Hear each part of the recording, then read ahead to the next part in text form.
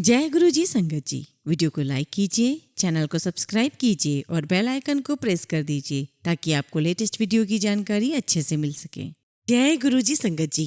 गुरु जी का अनंतम अनंतम शुक्राना। गुरु जी के श्री चरणों में कोटि कोटि प्रणाम और गुरु जी की प्यारी प्यारी संगत को जय गुरु जी। संगत जी, हम सत्संग शुरू करें उसके पहले आप सभी गुरु परिवार को, सारी संगत को शिवरात्रि की बहुत बहुत शुभकामनाएं। इस परम पुण्य दिन पर और इस अवसर पर मैं गुरु जी महाराज के श्री चरणों में अरदास करती हूँ, दिल से अरदास करती हूँ कि गुरु जी महाराज सारी संगत के कष्ट हर लीजिए, हम सब पर अपनी कृपा बरसाइए, हम सब पर अपनी रहमत बरसाइए और सभी के जीवन के सभी कष्टों को आप हर लीजिए, सबके जीवन को, शरीर को फूल के समान बनाइए, ऐसे जैसे कभी कोई कष्ट था ही नहीं। संगत जी, मैं गुरुजी से यही अरदास करती हूँ कि ये जो हमारा प्यार गुरुजी से है वो दिन दुनी रात चौगुनी बढ़ता ही चला जाए और गुरुजी महाराज इस जन्म में ही नहीं, जन्मों जन्मांतर तक हमें अपने साथ जोड़े रखें। संगत जी, गुरु जी की आज्ञा लेते हुए हम अपने सत्संग को आगे बढ़ाते हैं। आज का सत्संग बहुत ही सुंदर, बहुत खास है। गुरु जी की प्यारी और पुरानी संगत का सत्संग है। संगत जी, आज का जो सत्संग है मैं आपको दावे से कह सकती हूँ कि आपकी आत्मा को छूने वाला सत्संग है। आप इस सत्संग को अंत तक सुने और पूरा सुने और शायद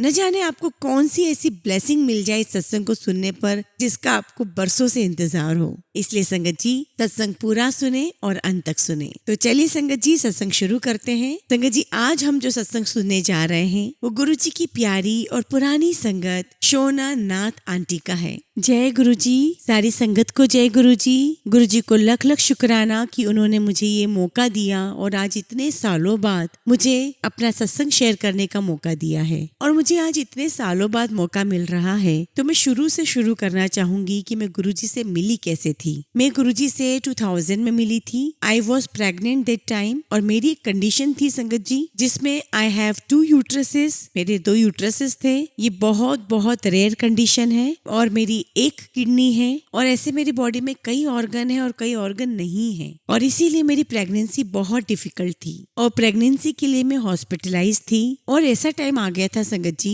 कि मैं बेड पर लेटी हुई थी, चल फिर नहीं सकती थी। और जो प्रेगनेंसी होती है जिसमें जो बेबी होता है वो एक वाटर बैग में होता है और संगत जी वो वाटर बैग लीक हो रहा था और 6 मंथ में आके संगत जी ये वाटर बैग जिसमें बेबी होता है, फीटस होता है, तो डॉक्टर के कहने पर दिन में 2 बार मेरा अल्ट्रासाउंड होता था, एक सुबह और एक शाम। और डॉक्टर ने बताया था कि जो नॉर्मल वाटर यूनिट होता है वो 120 यूनिट्स होता है जिसमें बेबी रहता है और अगर वो लेवल 55 यूनिट्स के नीचे चला जाता है तो प्रेगनेंसी टर्मिनेट करवा दी जाती है। और उस वक्त मैं आपको बता दूं Sangat ji, I was very attached to my father और मेरे फादर हॉस्पिटल आए हुए थे और मेरे वाटर बैग का जो सिचुएशन था संगत जी वो 60 यूनिट तक पहुंच गया था और डॉक्टर का यही कहना था संगत जी कि we will have to terminate this pregnancy. तो संगत जी उस रात को केली अंकल आए हुए थे जिनको पुरानी संगत जानती है and he was a very close friend of my father and he said to my father कि गुरुजी हैं and he is a healer, why don't you come. And संगत जी मेरे फादर तो वैसे कहीं नहीं जाते थे, किसी भी मंदिर में नहीं जाते थे, लेकिन फॉर माई सेक वो गुरुजी के आश्रम उसी रात को, उसी शाम को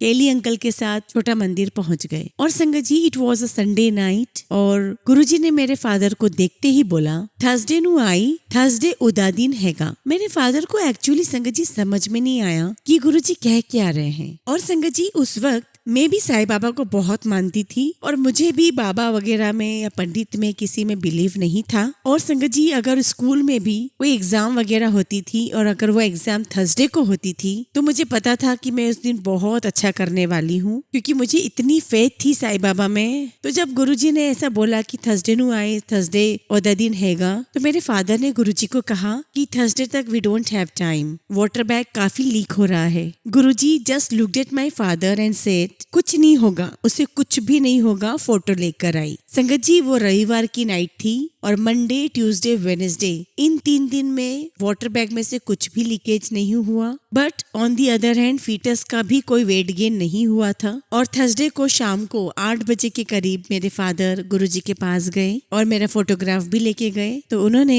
मेरा फोटोग्राफ गुरुजी को दिया और संगत जी गुरुजी ने मेरे फोटो को टच किया और कहा 5.25 किलो गुड़ और 5.25 किलो चने बेटी का हाथ लगवाकर किसी हनुमान मंदिर के सामने मंगलवार के पहले रख देना। Sangat ji baby can be premature 2 तरीके से, एक तो वेट में और एक तो टाइम में। और टाइम के लिए हमें 10 डेज चाहिए थे to make it minimum time और वेट पुट ऑन हो नहीं रहा था फीटस का। और जब गुरुजी ने मेरे फोटो को हाथ लगाया तो उसी रात एक डॉक्टर खुराना है, फेमस अल्ट्रासोनोलॉजिस्ट है, वो आए थे अल्ट्रासाउंड के लिए, डेली आते थे। उस शाम को जब गुरुजी ने वहाँ मेरा फोटो टच किया उसके 1 घंटे बाद वो आए, अल्ट्रासाउंड किया और जब उन्होंने अल्ट्रासाउंड किया वो मेरा फर्स्ट मिरेकल था। वो वाटर बैग जो 57-58 यूनिट था सुबह, इट बिकम्स 120 यूनिट्स। और संगत जी ये मेडिकली कभी नहीं होता कि जब वाटर बैग लीक हो रहा हो, जो घट के 57-58 पर पहुंच गया हो, वो पूरा नॉर्मल पे आ जाए। और संगत जी ये मेरा पहला मिरेकल था और समहाउ मुझे फील हो चुका था कि मेरे सर पे किसी का हाथ है। मैं गुरुजी को मिली नहीं थी, मेरे फादर मिले थे,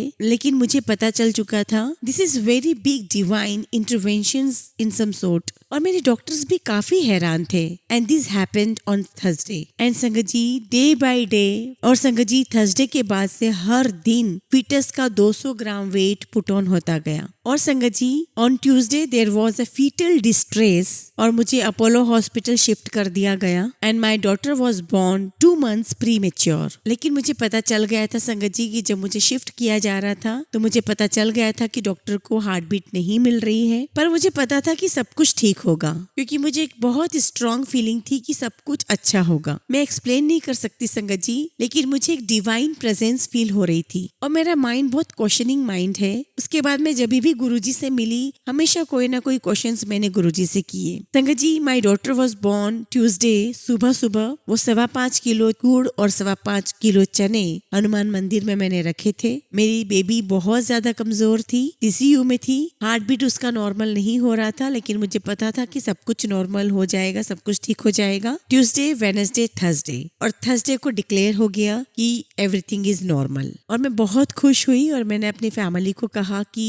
मैं गुरुजी से मिलना चाहती हूँ। तो थर्सडे को मैं गुरुजी के पास गई और मैं पहली बार गुरुजी के पास गई थी और मैं बहुत दूर तक चल नहीं पा रही थी क्योंकि बहुत कमजोरी थी। संगत जी हम पंजाबीज में काफी आंटीज होती हैं जो हमारी फैमिली में काफी वोकल होती हैं, तो वैसे ही मेरी एक गुड्डी आंटी है, वो साथ आए थे मेरे गुरुजी के दर्शन करने के लिए और उन्होंने कहा कि मैं भी मिलना चाहती हूँ कि कौन गुरुजी हैं। तो शी केम टू गुरुजी छोटा मंदिर और हम सब वहाँ पर बैठे हुए थे और हम गुरुजी से मिले। मैंने मत्था टेका और गुरुजी ने मुझे अपने पास बिठाया और इतनी वार्म फीलिंग थी कि जो गुरुजी से मुझे मिल रही थी and there was so much love coming from the Guruji. और गुरुजी ने एक आंटी को किचन में भेजा, लीचीज मंगवाए और मैंने वहाँ बैठ करके एक थाली भर के लीची खाई और थोड़ी देर बाद लंगर मंगवाया। और संगत जी इससे पहले मैं ड्रिप पर थी और काफी महीनों मैंने इतना हेवी खाना नहीं खाया था। तो मेरी आंटी ने ऐसे ही गुरुजी को बोल दिया जैसे आदत होती है, यू नो, शी सेड कि गुरुजी ये तो मर जाएगी, इतनी मिर्ची है, इतना घी है। तो गुरुजी ने कहा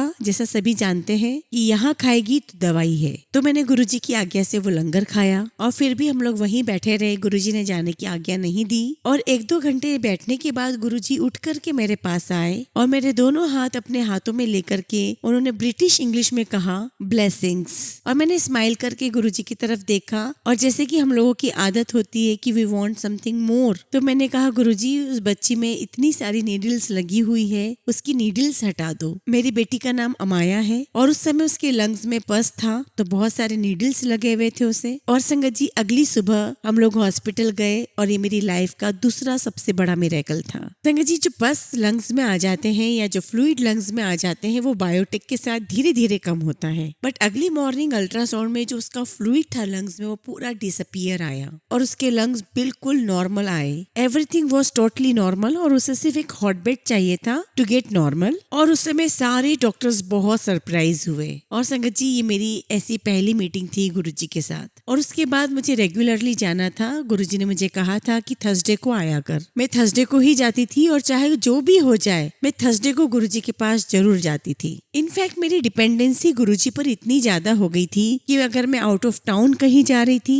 या किसी बड़े फंक्शन में जा रही थी, I would not leave without his permission. और फिर संगत जी 15 अगस्त 2002 में हम लोग कसोली गए हुए थे गुरुजी की आज्ञा लेकर के। तो मैंने गुरुजी से परमिशन ली थी कि गुरुजी लॉन्ग वीकेंड है, मैं कसोली जा रही हूँ, और साथ में मेरे पेरेंट्स भी जा रहे थे। हमारा एक छोटा नया घर बनाया था हमने पहाड़ों में। 15 अगस्त को आर्मी हॉस्पिटल सब वहाँ पर बंद रहते हैं, और मेरी डॉटर अब 2 साल की थी। शी वॉज प्लेइंग, और उसका जो बेडरूम है वो 2nd फ्लोर पे था। तो दोनों बच्चे खेल रहे थे ऊपर रूम में, और दोनों बच्चे ऊपर खेल रहे थे और मैं नीचे बैठी हुई थी। अपने कुछ फ्रेंड्स मेरे आए हुए थे आस पड़ोस से, और हम लोग कुछ बातें कर रहे थे। और संगत जी, और एकदम से मेरा बेटा दौड़ता हुआ नीचे आया और मुझे कहने लगा कि मेरी जो बेटी है वो खिड़की में से नीचे गिर गई है। तो मुझे कोई रोने की आवाज नहीं आई, कुछ समझ में नहीं आया। सो आई डिडंट पे अटेंशन। तो मैंने कहा कि क्या मतलब, मुझे कोई रोने की आवाज नहीं आई, कुछ समझ में नहीं आया, तो आई डिडंट पे अटेंशन। तो मेरे बेटे ने बोला कि नहीं, वो खिड़की में से बाहर गिर गई है 2nd फ्लोर से नीचे कंक्रीट पर। तो उसी वक्त हम लोग सब भागे भागे बाहर गए, और उसके सिर से बहुत खून बह रहा था,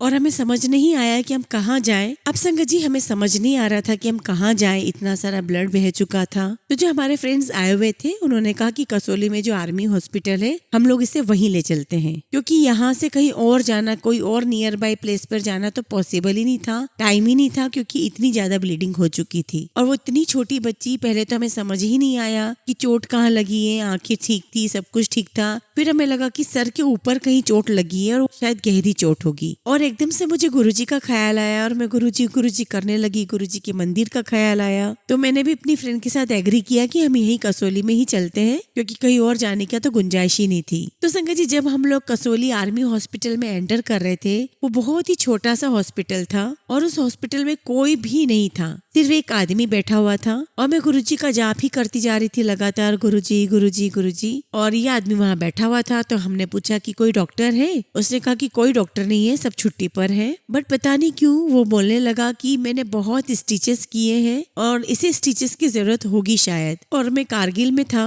मुझे थोड़ा बहुत पता है कि इसे बहुत डीप चोट आई है, और आप मुझे इसको संभालने दीजिए। और संगत जी, मैं नॉर्मली इस टाइप की हुई नहीं कि मैं इजीली किसी पर ट्रस्ट करूं, पर पता नहीं क्यों संगत जी, मैंने अमाया को उसके हाथ में दे दिया। पर पता नहीं क्यों मेरे माइंड में ऐसा आया कि इन अंकल जी को गुरुजी ने ही भेजा है। और काफी टाइम लेकर के उसने बड़े प्यार से स्टिचेस किए। हम दिल्ली डॉक्टर के साथ बात कर रहे थे, हमारे फ्रेंड्स चंडीगढ़ में डॉक्टर्स के साथ बात कर रहे थे। किसी ने बोला सोने मत देना, किसी ने बोला एक्सरे करवाओ, पर कुछ समझ में नहीं आया। और उसके बाद सीधे मैंने ड्राइवर को कहा कि मुझे सीधे सुल्तानपुर ले जाइए, I need to get to Guruji. ये लगभग 4 बजे होंगे जब हम लोग कसोली से निकले। जब तक दिल्ली पहुंचे हम लोग सीधा मंदिर गए, और तब तक शाम के 7 बज चुके थे, और गुरुजी छोटे मंदिर में बैठे हुए थे। And it was a small संगत, और काफी लोग गुरुजी के आसपास ही बैठे हुए थे, लगभग 50-60 लोग बैठे हुए होंगे। और मेरे दरवाजा खोलने से पहले ही गुरुजी ने सारी संगत को बोल दिया कि आज मेरी न्यू लाइफ आ रही है। और जैसे मैंने दरवाजा खोला, सारी संगत हमको देख रही थी।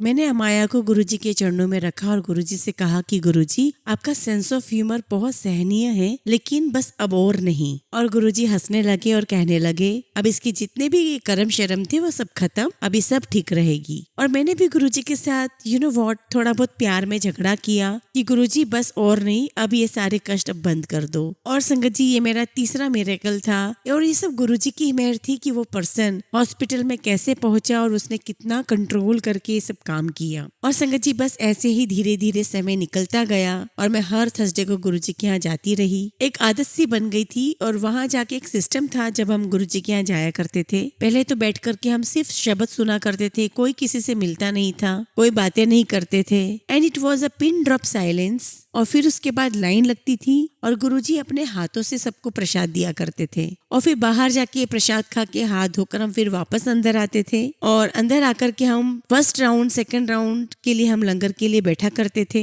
और फिर उसके बाद गुरुजी की आज्ञा के बिना कोई नहीं जाता था। और संगत जी, बहुत अच्छा लगता था गुरुजी के पास रहना। संगत जी, मैं थोड़ा बहुत गुरुजी से डरती थी, लेकिन मैं गुरुजी से बातें बहुत करती थी। जब भी मैं कभी गुरुजी से परमिशन लेती थी कि गुरुजी हम लोगों ने छुट्टी का प्लान किया है, इस बार हम लोग लंदन जाएंगे, ऐसा कुछ करेंगे। उन्होंने एक बारी मुझे कहा कि वो आंटी नजर आ रही जो ध्यान में बैठी हुई है, तो गुरुजी ने कहा उसको साथ ले जा। And I would be like Guruji, but ये गुरुजी की आज्ञा थी। मैं उन आंटी के पास गई, मैंने बोला आंटी हम लोग लंदन जा रहे हैं और गुरुजी ने कहा है कि आप भी हमारे साथ चलेंगे। तो वो आंटी मुझे बोलते कि नहीं बेटा मुझे नहीं जाना। तो मैं दोबारा गुरुजी के पास आई और कहा कि गुरुजी उन आंटी ने तो मना कर दिया। और इस बात पे गुरुजी बहुत हंसते थे और कहते थे कि जा फिर ऐश कर। और संगत जी उस वक्त कभी हमने सोचा नहीं था कि संगत कभी इतनी भी बढ़ेगी। और हमेशा गुरुजी बोलते थे कि दूर दूर से लोग आएंगे, एक टाइम ऐसा आएगा कि बहुत संगत आएगी। और हम बोला करते थे कि कौन आएगा गुरुजी हमारे अलावा, क्योंकि वी फेल्ट वेरी ब्लेस्ड। और हमने कभी सोचा ही नहीं था कि गुरुजी की बात सच होगी,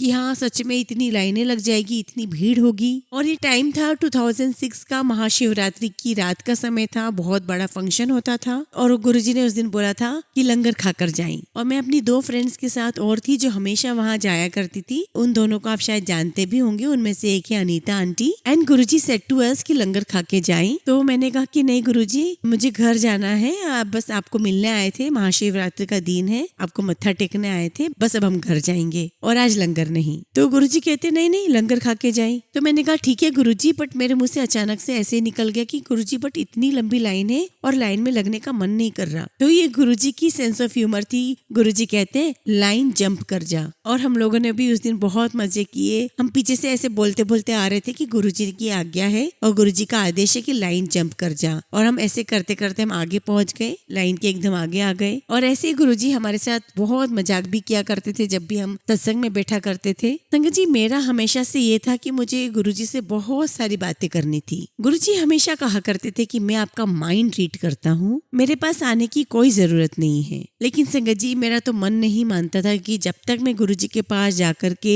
उनसे बातें ना कर लूं, जो भी प्रॉब्लम थी या जो कुछ भी हो रहा था लाइफ में, और जब तक कि मैं ये सारी बातें गुरुजी से बता नहीं लेती, बात नहीं कर लेती, मुझे चैन नहीं आता था। और जब मैं ये बातें शेयर करती थी गुरुजी के साथ, तब मेरे मन में ये भी बात थी कि जब तक मैं बताऊंगी नहीं गुरुजी को नहीं पता चलेगा। जबकि मेरे जीवन में ऑलरेडी गुरुजी ने इतने मिरेकल कर दिए थे। एक बारी गुरुजी ने मुझे एक ऐसा लेसन दिया, एक ऐसा सबक दिया जिसमें उन्होंने मुझे बता दिया कि हम क्या क्या सोच रहे हैं वो गुरुजी को सब पता है। संगत जी मेरी एक कजिन सिस्टर है कविता, और हम दोनों इकट्ठे गुरुजी के पास थर्सडे को जाया करते थे। तो संगत जी गुरुजी से प्रसाद लेने के लिए जो लाइन लगती थी, तो उस टाइम पे बहुत सारे लड्डूस थे थाली में गुरुजी के पास। और कभी कभी गुरुजी 1 नहीं 2 नहीं 5-5 6-6 लड्डू दे दिया करते थे प्रसाद में। और गुरुजी कहते थे कि यहाँ खाओगे तो दवाई है, बाहर नहीं ले जाना, बाहर खाओगे तो मिठाई है। तो संगत जी उस दिन क्या हुआ, हम लोग लाइन में लगे हुए थे और पेट बहुत भरा हुआ था। और उस दिन मैंने प्रसाद को देखते ही कहा कि ओ नो लड्डूस, आज मन नहीं है गुरुजी। और जैसे ही मैं गुरुजी के पास गई, मुझे देखते ही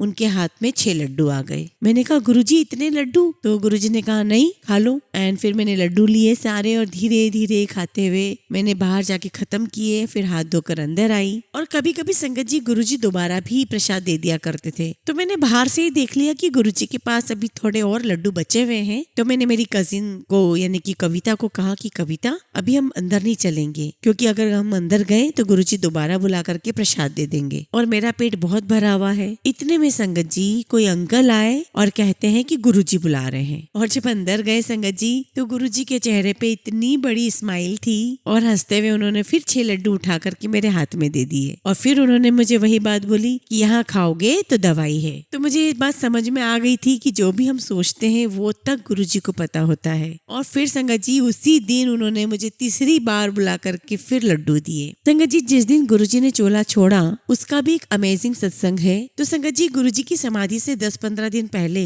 बच्चों की छुट्टियों का समय चल रहा था। तो मैं गुरुजी से आज्ञा लेने गई और मैंने गुरुजी को कहा मुझे पोर्चुगल जाना है, हमने टिकट करवा ली है। नॉर्मली गुरुजी बहुत मजाक किया करते थे, इसको ले जा उसको ले जा, जायश कर, लेकिन उस वक्त गुरुजी ने मुझे साफ मना कर दिया, यू कांट गो। और संगत जी मैं बहुत डर गई और अगले थर्सडे को मैं फिर लाइन में लगी। तो मैंने फिर गुरुजी से पूछा, तो मैंने बोला कि गुरुजी अगर हम चले गए तो क्या हो जाएगा, फ्लाइट में कुछ प्रॉब्लम हो जाएगी या कोई बीमार पड़ जाएगा। तो संगत जी उस दिन गुरुजी थोड़े गुस्से में थे और जब मैं क्वेश्चन कर रही थी तो बस गुरुजी बस यही कह रहे थे जा पीछे जा, जा पीछे जा। और फिर बात करने का मुझे मौका नहीं मिला। तो मैंने सोचा कि ठीक है अभी जाने में भी टाइम है तो मैं अगले थर्सडे को पूछूंगी गुरुजी से। और यह सोचकर कि मैं फिर पूछ लूंगी गुरुजी से, वीजा एप्लीकेशन दे देती हूँ। और संगत जी, मेरा और बच्चों का तो वीजा आ गया, लेकिन मेरे हस्बैंड का वीजा नहीं आया। ऐसा कभी सुना ही नहीं था। तो जो पोर्चुगल एम्बेसी थी, उन्होंने मेरे हस्बैंड का जो वीजा था, पासपोर्ट जो था, वो कहीं मिसप्लेस कर दिया था। तो जैसे ही एम्बेसी से फोन आया कि your husband's passport was missing,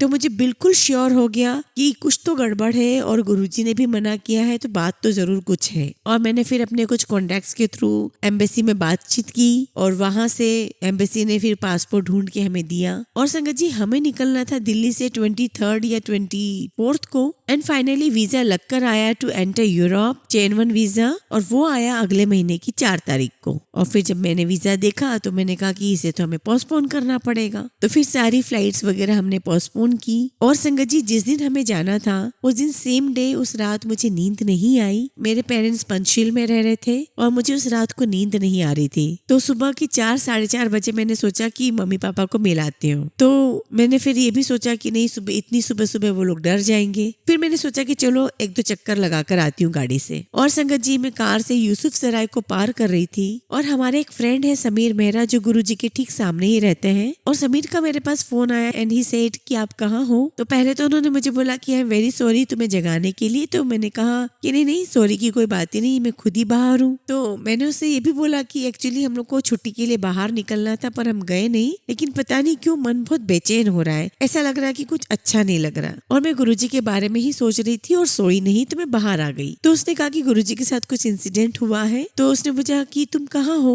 तो मैंने बोला कि आपके आसपास ही कॉलोनी में हूँ। और उन्होंने मुझे बताया कि गुरुजी एम्स में है। और मैंने समीर को पिकअप किया और हम लोग एम्स गए। और किसी ने हमें नहीं बताया कि गुरुजी कौन से बिल्डिंग में है, कौन से बेड पर है। इतना बड़ा एम्स, और बस मैं कार ड्राइव करती जा रही हूँ और ऐसा लग रहा था कि ऑटो पायलट पे कार डाल दी है। ऑटोमेटिकली हम खींचे चले जा रहे थे और ऐसा लग रहा था कि कोई हमें लेकर जा रहा है। और गाड़ी ठीक उसी बिल्डिंग में रुकी जहाँ पर गुरुजी को एडमिट किया था। और उस बिल्डिंग में हमें बताया बेड नंबर 19 किसी ने बोला। और हम लोग ऊपर भागे भागे गए और वहाँ अंदर गए और हमने गुरुजी के चरणों में सर रखा and we got to meet Guruji. और ये मेरे लिए बहुत बहुत बड़ी बात है संगत जी, बहुत बड़ी बात। गुरुजी ने ये भी प्लान किया हुआ था कि इस समय पर भी मैं गुरुजी के साथ रहूंगी और ये मेरे लिए बहुत बड़ी बात थी संगत जी। और संगत जी, वो 3-4 दिन कैसे कष्ट में हमारे निकले हैं हम ही जानते हैं। और फिर गुरुजी ने महासमाधि ले ली। और जब 4 तारीख को अगले महीने हम लोग पोर्चुगल के लिए निकले तो मेरे मन में यही बात थी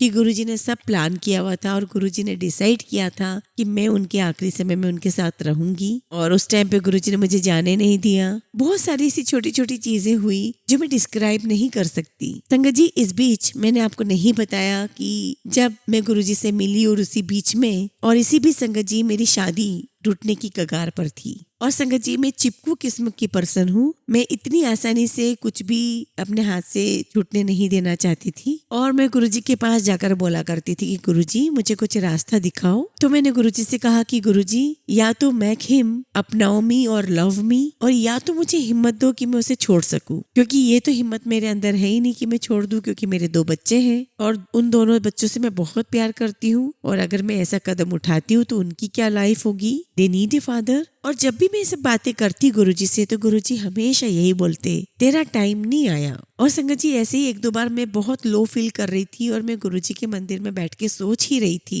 तो गुरुजी ने मेरे पास अनीता आंटी को भेजा और कहा कि उसे बोलो कि ये मूल मंत्र को जाप करे, उससे इसको स्ट्रेंथ मिलेगी। ये बहुत इमोशनली वीक है। और संगत जी, सही भी है, उस समय मैं इमोशनली काफी वीक थी। लेकिन संगत जी, एक ऐसा समय आया जब कुछ भी ठीक नहीं था और ऐसा लग रहा था कि अब इस शादी को हम आगे और कंटिन्यू नहीं कर पाएंगे। तो मेरे फादर तो पंडित वगैरह में बिलीव करते ही नहीं थे। मेरी मदर, मेरी नानी, उनके एक रेनाउंड पंडित थे और मेरी जन्म पत्री लेकर के वो लोग दिखाने गए। तो उस पंडित ने बोला कि ये जो व्यक्ति है इसकी लाइफ में हमेशा रहेगा, इसकी शादी नहीं टूटेगी, और अगर टूट भी गई तो इनके बीच में वो चटर पटर वो जो बातचीत है वो चलती रहेगी और इसकी लाइफ में और कोई नहीं आने वाला। और मैंने उसके साथ अपना पीस बना लिया। मैंने कहा कि मम्मी, अगर यही ट्रूथ है तो मैं अपनी लाइफ को ठीक करूंगी। तो एक शाम को मैंने गुरुजी के पास जाकर के कहा कि गुरुजी, एक बात करनी है। तो मैंने कहा गुरुजी, मैं एक पंडित से मिली हूँ और उन्होंने उन्होंने कहा है कि इस व्यक्ति के बाद तुम्हारी लाइफ में कोई है नहीं और वो पंडित बहुत रेन्यूड है और वो पंडित बहुत फेमस है।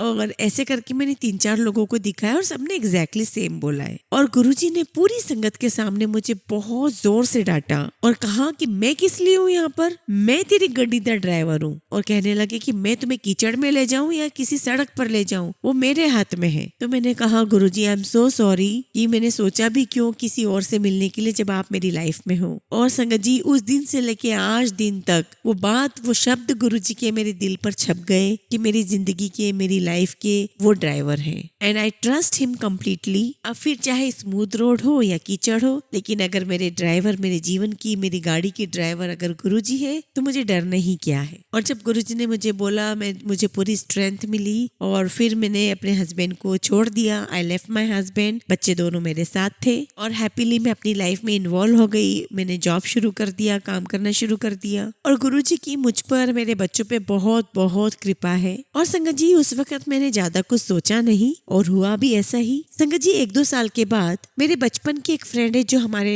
फैमिली फ्रेंड में भी है और वो मेरे बच्चों की गॉड फादर भी है। आई मीन टू से कि स्कूल, कॉलेज सब दिनों से जान पहचान थी। और एक दिन उन्होंने मुझे बोला कि मुझे बच्चे बहुत अच्छे लगते हैं और मुझे बहुत अच्छा लगता है इनकी देखभाल करना। और उन्होंने बहुत प्यार बच्चों को दिया and after 2 years we got married. और इस बात को भी अब 12-13 साल हो गए हैं और जितना प्यार उन्होंने बच्चों को दिया है, मेरे बच्चों ने कभी फादर फिगर को याद नहीं किया। इनफैक्ट मैं ये बोलूंगी कि मैं जितनी अच्छी मदर हूँ उससे कहीं ज्यादा अच्छे ये उनके पिता है। और मैं 100% श्योर हूँ कि ये भी सिर्फ गुरुजी की ही कृपा है। संगत जी मुझ में हिम्मत नहीं थी कि मैं अपनी इस खराब शादी से, इस बैड मैरिज से मूव ऑन कर सकूं। ये सिर्फ गुरुजी ने ही मुझे स्ट्रेंथ दी थी। संगत जी एक बारी मेरी डॉक्टर को बहुत हाई फीवर हो गया था, शायद डॉक्टर डेंगू बता रहे थे। तो मैं गुरुजी के पास गई और वो दिन संगत वाला दिन नहीं था। तो मुझे बताना था कि गुरुजी फीवर बहुत ज्यादा है, 8-9 दिन हो गए हैं और जो फीवर है वो टेम्परेचर जो है वो डाउन ही नहीं हो रहा है। तो गुरुजी ने मुझे कहा कि 5 मिर्च ले और एक-एक को उंगलियों पर रुमाल से बांध दे और अगले दिन सुबह उन मिर्चों को यमुना नदी में बहा दे। गुरुजी ने मुझे अपने किचन में से 5 मिर्च दी। मैंने गुरुजी से मिर्च ली, मैंने उन्हें थैंक यू बोला और संगत जी मैं घर गई और जैसा गुरुजी ने कहा था मैंने वैसा ही किया। और अगले दिन सुबह मैंने रुमाल हटाया, मिर्ची ली और यमुना नदी में बहाने गई। और जैसे हमने उन मिर्चियों को नदी में बहाया और हम जब घर लौट कर आए, फीवर जो था वो नॉर्मल हो चुका था और उसके बाद फीवर चढ़ा ही नहीं और हमने कोई दवाई नहीं दी। तो ऐसे थे गुरुजी संगत जी। ऐसे तो बहुत सारी स्टोरीज है, मैं कौन कौन सी स्टोरीज आपको बताऊं। बहुत कुछ देखा है मैंने गुरुजी के साथ। तो संगत जी मेरे गुरुजी के साथ बहुत अनगिनत एक्सपीरियंसेस हैं। मैं गुरुजी को बहुत बहुत शुक्राना करती हूँ कि उन्होंने मुझ पर, मेरे सर पर, मेरी फैमिली पर अपना हाथ रखा, अपनी कृपा बनाई। आगे जब भी गुरुजी का आशीर्वाद होगा, आज्ञा होगी, मैं अपने सत्संग और शेयर करूंगी। अब मैं अपनी वाणी को यही विराम देती हूँ। जय गुरुजी, शुक्राना गुरुजी।